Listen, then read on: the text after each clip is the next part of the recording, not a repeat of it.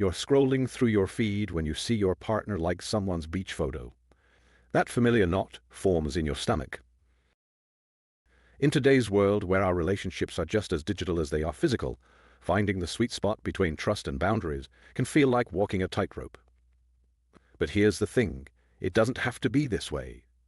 Today, we're diving into how to handle social media in your relationship without coming across as controlling or insecure.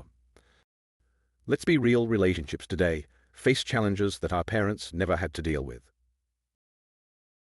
Think about it, we're constantly connected. Your partner's entire social circle is literally in their pocket, 24/7. That notification could be their mom, their boss, or that friendly coworker who always leaves heart emojis on their posts. What used to be private moments between couples now often end up as Instagram stories or TikTok videos. Suddenly, your relationship isn't just about the two of you anymore, it's about your followers too. And let's address the elephant in the room. Your partner's ex is probably still lurking somewhere in their friend list, maybe even watching their stories. In the past, running into an ex was rare. Now, it's just a tap away. Let's talk about those moments that make your heart skip a beat, and not in a good way. These are the common triggers that can turn a perfectly good day into an emotional roller coaster. First up, we've got what I call the like game. You know, that moment when you see your partner's name pop up under someone else's photo. It starts innocently enough. Maybe they double-tapped their ex's vacation photo. Logically, you know it's just a tap on a screen, but emotionally, that's a different story. Then there's the whole world of thirst traps and suggestive content. Your partner might think it's harmless, but when they're consistently engaging with certain types of posts, it can feel personal. And don't even get me started on those 2 a.m. likes. Why are they awake?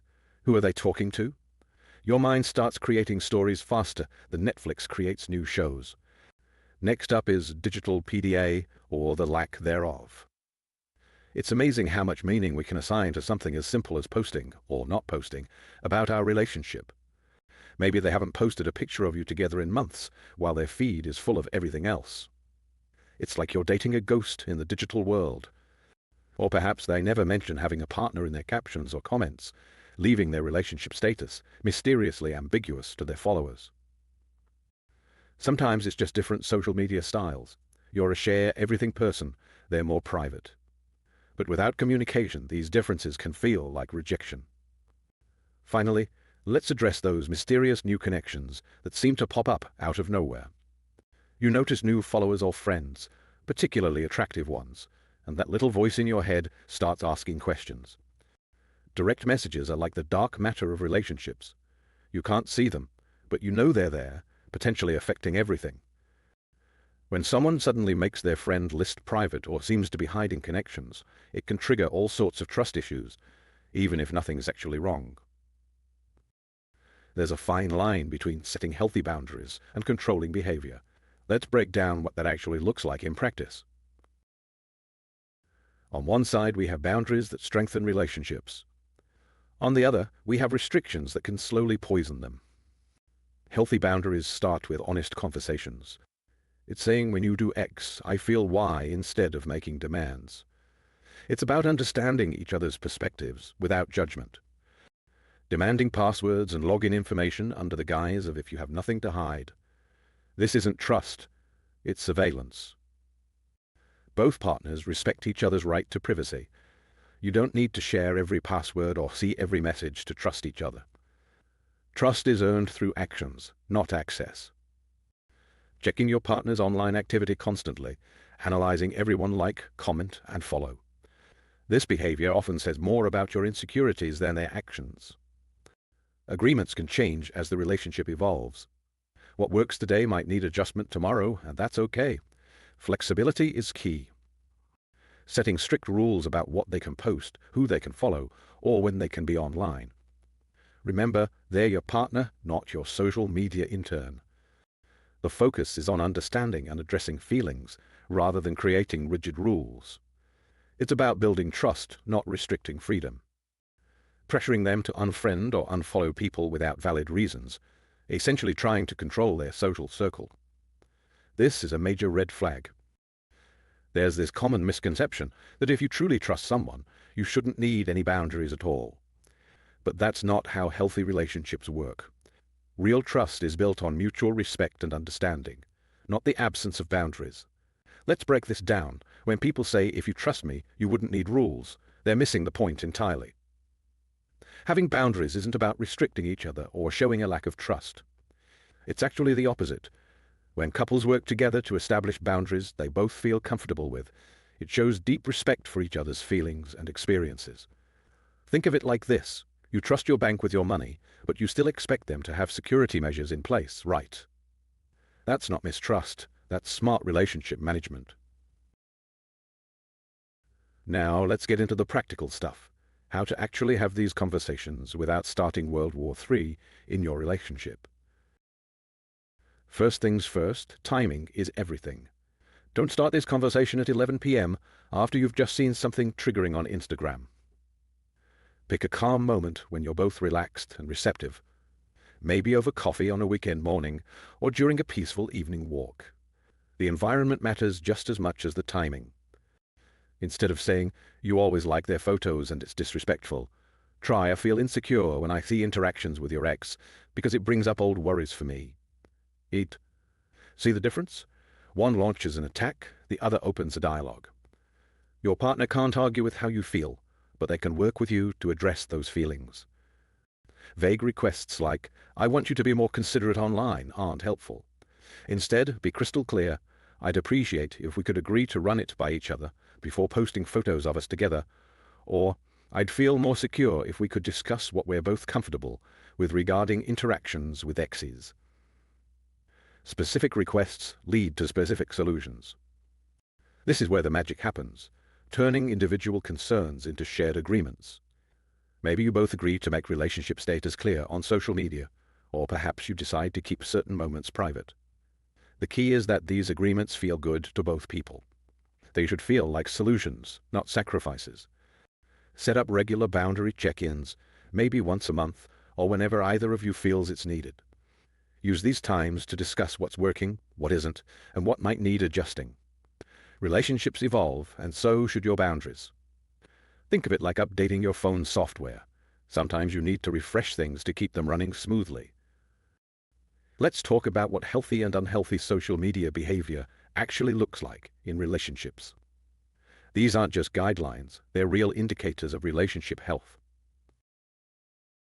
Understanding these signs can help you identify whether your relationship is heading in the right direction or if it needs some serious attention.